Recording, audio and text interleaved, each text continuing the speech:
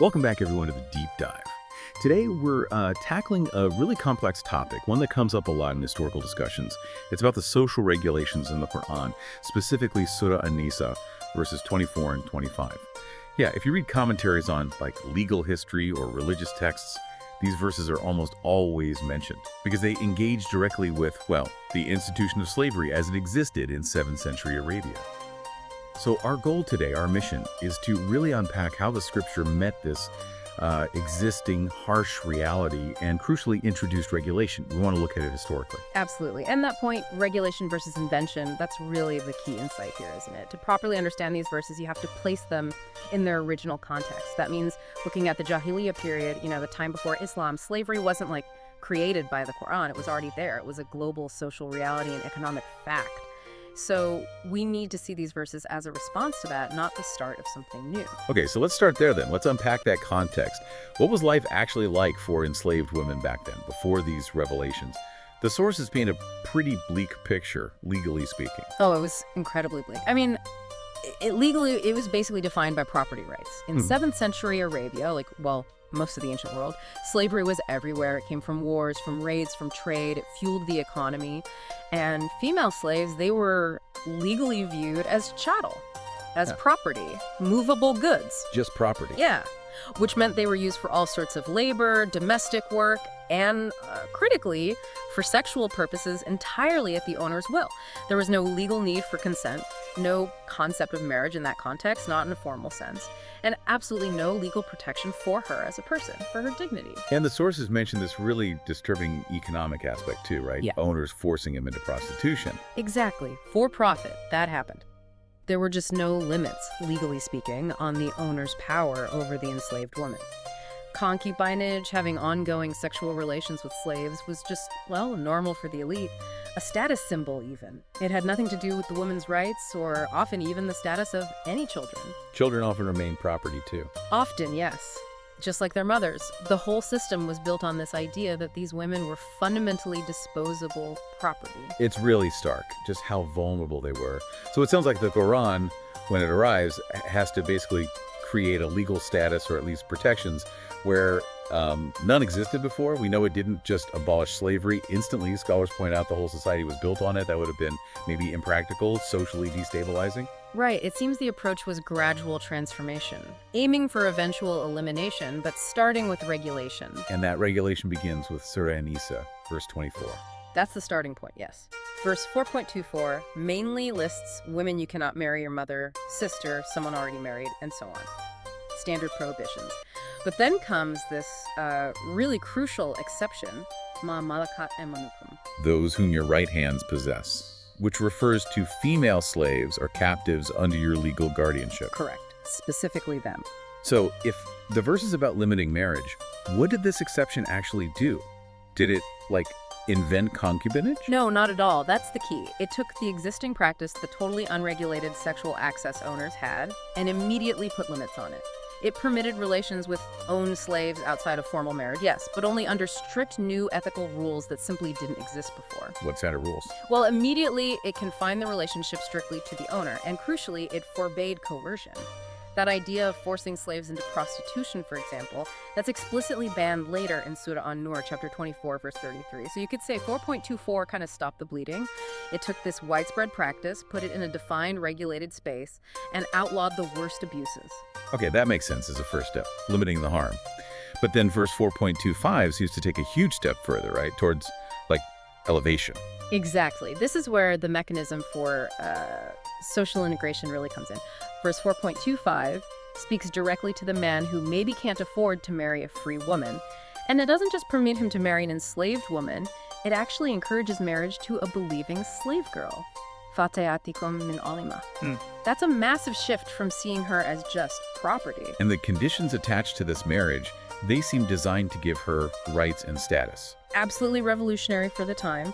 To marry her under 4.25, you needed first the consent of her owner or guardian. Okay, that's a basic step. Right. But second, you had to give her a proper dowry, the mar. That's a huge legal recognition of her worth and her right to own property herself. Yeah, that's significant. And third, the marriage itself had to be chaste and honorable. Mutnin gaira musafiyam. It's about commitment, not just casual exploitation. It aimed to make her a real, recognized wife. That's such a contrast to the Yes. pre-Islamic situation you described. No conditions, no dignity required back then, and the verse itself has that line, "You are from one another." That sounds like it's directly addressing social status, right? That's precisely. It's an affirmation of shared humanity, shared faith, overriding social hierarchy, elevating her status immediately. Then there's that other part you probably noticed, the reduced punishment for misconduct after marriage. Half that of a free woman. Yeah, that bit can sound strange to us now. Half punishment. Yeah. How did the sources explain that as being like a protection or a concession? Because it sounds unequal. That's a really important point. The classical scholars interpreted this as recognizing her social reality. She didn't have the same tribal backing, the financial security, the overall autonomy that a free woman had. So the reduced penalty was seen as a concession to her constrained circumstances, her vulnerability, her dependence. It acknowledged the lack of resources and social power that shaped her life. It fit the punishment to her actual legal standing at the time. Okay, that context is crucial for understanding how it functioned then. But look, we have to address the elephant in the room, this claim you sometimes hear today, often in critiques, that companions were somehow forced into these relations, maybe citing hadith. Right, we absolutely have to be clear on this. The scholarly consensus on the Asbab al-Nuzul, the reasons or occasions for revelation, is very firm here. There is simply no authentic hadith, none in the major collections, that depicts the Prophet Muhammad compelling anyone, any companion, to have sex with enslaved women. That narrative just isn't supported by the primary sources. So where does that idea come from? Is there a related story? There is a related tradition, often cited in commentaries, but it connects specifically to verse 4.25, the marriage verse. It involves an Ansari companion, one of the Medinan helpers, who wanted to marry but didn't have the means, the money for the dowry and support of a free woman. Ah, so the issue wasn't the act itself, but the social implications of marrying someone enslaved.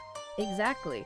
The objection reported in those traditions came from other people, reflecting that old pre-Islamic prejudice. They saw marrying a slave woman as socially inferior, maybe déclassée, something that might lower the family standing. So the revelation of 4.25 was actually about overcoming that social bias. It affirmed the permission for an honorable marriage, stressing that faith mattered more than social status. It emphasized choice and dignity, not coercion. Okay, so the language itself supports that. It says things like fa'ankuhum, so marry them. It's permissive, framed as a positive reform, a path to integration, not some kind of command to engage sexually. Precisely. And this ties directly into the Quran's broader strategy regarding slavery. The goal wasn't just regulation, it was clearly aimed at gradual abolition through manumission freeing slaves. Right, freeing slaves as kafara, as expiation for sins. Yes, consistently. The scripture built in these legal mechanisms that encouraged and sometimes required freeing slaves. Can you give an example? How did that work practically? Because just saying be nice is one thing, but building a legal pressure release is another. It was definite legal pressure. For instance, breaking a serious oath, one prescribed way to make amends was feeding the poor or freeing a slave. Accidental killing. Part of the blood money and expiation involved freeing a believing slave. Maybe the strongest example is zihar, that pre-Islamic way of divorcing by comparing your wife to your mother. To undo that, the Quran mandated freeing a slave before you could resume marital life. Wow, so it wasn't just a suggestion. It created real religious and legal incentives, almost like a systemic release valve, pushing owners towards manumission as a duty. Exactly right. That's the engine of gradual abolition. Plus, crucially, the children born from these unions, if the mother was married or subsequently freed, were considered free and legitimate heirs. That's another built-in way to dissolve the institution over generations, family by family. That makes so much more sense when you frame it as regulation towards abolition. And especially when you realize, as you said earlier, this wasn't just an Arabian issue. Was concubinage really that common globally? Oh, completely. It's hard to find a major ancient civilization where some form of sexual access to enslaved or lower status women wasn't just present, but often legally recognized or codified. It predates Islam by thousands of years. So, like, where else do we see this? Oh, look at the Hebrew Bible. You have figures like Abraham with Hagar, Jacob with Bilhah and Zilpah. Their children became founders of tribes. More formally, Exodus 21 has rules about selling a daughter into servitude, potentially as a wife or concubine for the master or his son. It regulates it, accepts it as part of the structure. And the big empires, Rome, Greece. Absolutely central to their economies and social lives. Think about ancient Greece. Some estimates say maybe 60% of Athens' population were slaves. Roman law, like the Lex Julia, explicitly dealt with the status of slaves as property, highly vulnerable to exploitation by owners, including sexually, with minimal restrictions. You see similar ideas elsewhere, too. In Hindu tradition, for example, the laws of Manu permitted men of higher castes to have relations with women of the Shudra, or lower servant caste. It was just a widespread feature of hierarchical ancient societies. Okay, so the practice was undeniably widespread, often with far fewer checks than what the Quran introduced. So, boiling it down, what's the core distinction here? What did the Quranic framework do differently? The crucial difference isn't about allowing a pre-existing practice, because everyone did. It's about the ethical framework and the direction of travel. Other systems might regulate the sale or inheritance or terms of service. The Islamic framework, starting with An-Nisa, imposed immediate ethical limits banning coercion, banning forced prostitution, emphasizing humane treatment. And critically, it built in those systemic mechanisms manumission as expiation, encouraging marriage, freeing the children that actively push towards the end of the institution. It humanized the people within a brutal system and created pathways out. That's the innovation.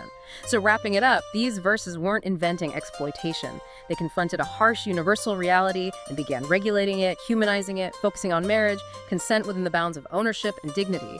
It was clearly a phased approach, moving from unregulated chattel towards increasing rights and ultimately setting up the structures for freedom. Which really leaves us with a challenging thought, doesn't it? Thinking about this historical process, this phased reform of something so deeply embedded. If the goal was gradual, systemic change, maybe eventual abolition, what does that tell us about trying to reform complex, deeply rooted social problems today? Is pragmatic regulation sometimes a necessary step, a transition, before you can achieve the ideal of complete abolition? Something for you to think about after this deep dive.